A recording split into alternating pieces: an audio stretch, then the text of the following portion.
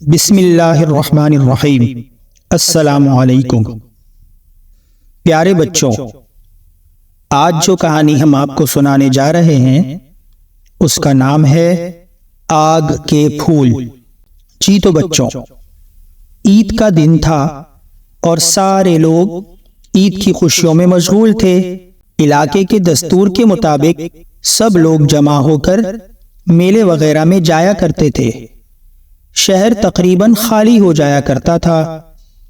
جیسے ہمارے ہاں لوگ عید کے دن تیار ہو کر اللہ تعالیٰ کا شکر ادا کرنے کی غرض سے عید گاہ جا کر نماز ادا کرتے ہیں، اسی طرح اس بستی کے لوگ خوشیاں منانے میلوں میں جایا کرتے تھے، کیونکہ وہ خدا کو پہچانتے ہی نہیں تھے۔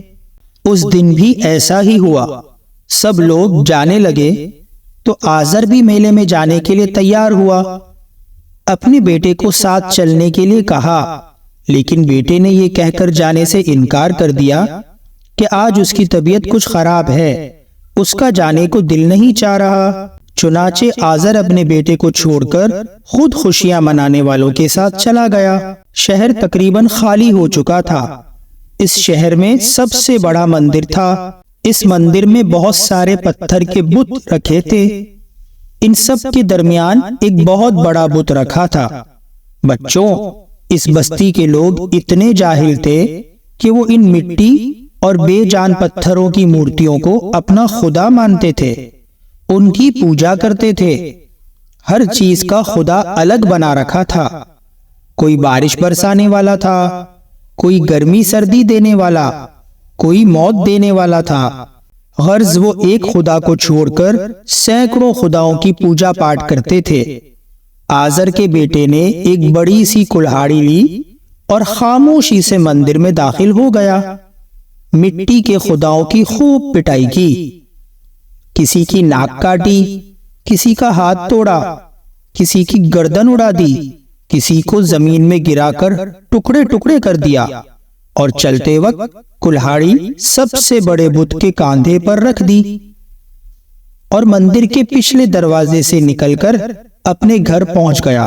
اب جب سارے لوگ میلے سے واپس لوٹے اور مندر گئے تو عجیب حال دیکھا۔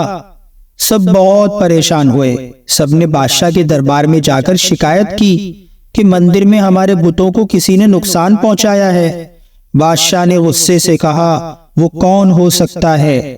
ایک مشیر نے کہا، حضور، اس بستی میں آذر نامی ایک شخص رہتا ہے۔ اس کا نوجوان لڑکا ہمارے خداؤں کی مخالفت کرتا ہے، یہ کام اسی کا ہوگا۔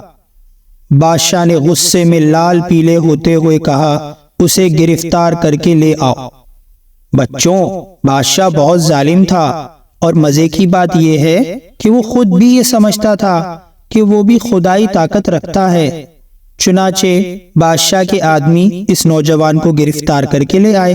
بادشاہ نے نوجوان سے پوچھا، تم نے ہمارے خداؤں کی توہین کی ہے؟ نوجوان خاموش رہا۔ بادشاہ نے چلا کر کہا، بتاؤ، بتوں کو کس نے توڑا ہے؟ بچوں، نوجوان نے بڑے اطمینان سے کہا، ان میں سے بڑے نے یہ کیا ہے، بس اگر یہ تمہارے دیوتا بولتے ہوں تو ان سے دریافت کر لو۔ سارا مجمع سکتے میں آ گیا۔ سب ایک دوسرے کا منہ دیکھنے لگے۔ بادشاہ نے کہا، تمہیں معلوم ہے یہ بول نہیں سکتے، پھر کیسے بتائیں گے کہ کس نے توڑا؟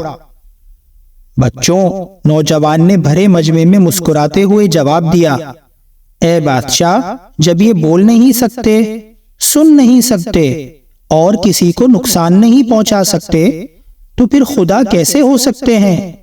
خدا تو یہ سب کام کر سکتا ہے، مار سکتا ہے، زندہ کر سکتا ہے، وہی میرا اور تم سب کا پیدا کرنے والا ہے۔ یہ بت سب فریب اور دھوکہ ہیں۔ ایک لمحے کے لیے پورے مجمع پر سناٹا چھا گیا۔ بادشاہ نے دل میں سوچا کہ نوجوان بات تو بالکل صحیح کہہ رہا ہے۔ اس سے کوئی جواب نہ بن پڑا تو اسے بہت غصہ آیا، کیونکہ دربار میں اس کی بے عزتی ہوئی تھی۔ اس نے چلا کر جلاد کو بلایا اور کہا کہ اس نوجوان کو زندہ جلا دیا جائے۔ جلاد نوجوان کو گرفتار کر کے لے گیا۔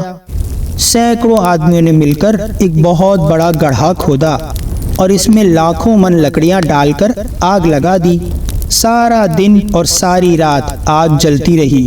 جب سب لکڑیاں جل کر کوئلے بن گئی اور وہ گڑھا سرخ انگاروں سے دہکنے لگا تو بادشاہ نے حکم دیا کہ اسے اس الاؤ میں ڈال دو۔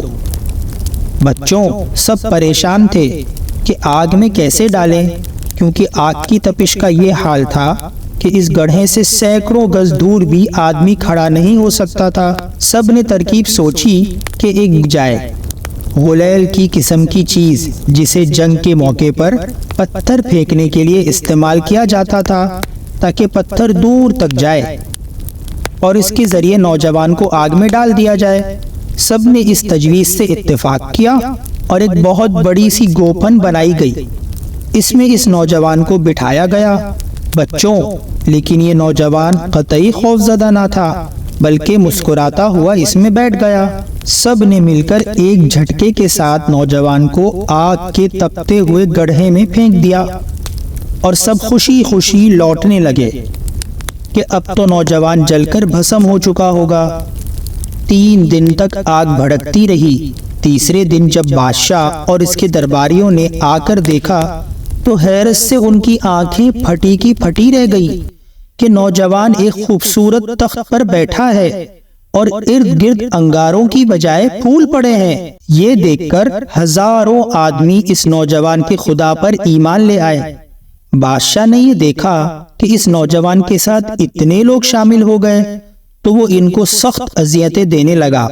آخر کار تنگ آ کر یہ تمام لوگ فلسطین کی طرف روانہ ہو گئے، لیکن پھر بھی اس بادشاہ کو سکون نہ آیا تو اس نے فیصلہ کیا کہ اس نوجوان کے خدا سے جنگ کی جائے۔ چنانچہ اس نے اس مقصد کے لیے ایک بہت بڑا مینار تیار کرایا، لیکن خدا کو اس کا یہ تکبر توڑنا تھا۔ اس نے ایک معمولی سے جانور سے اس ظالم بادشاہ کو ٹھکانے لگوا دیا۔